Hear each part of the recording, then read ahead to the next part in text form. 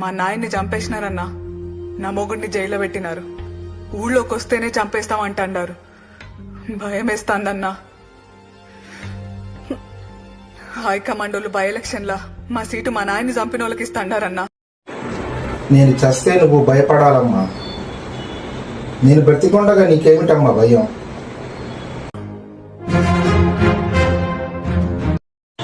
Nomination paper ready చేసుకో అమ్మా.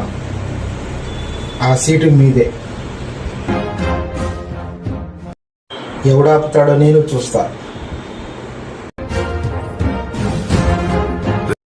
ఓబులేష్, పోయి చరిత్రమ్మని ఇంటికాడ దింపిరా పో. మంచిదమ్మా.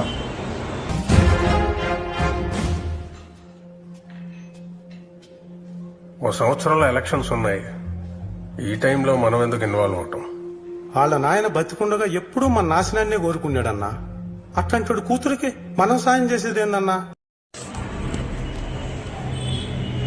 మన గడప తొక్కి సహాయం అడిగిన ఆడబిడ్డతో రాజకీయం ఏందిరా?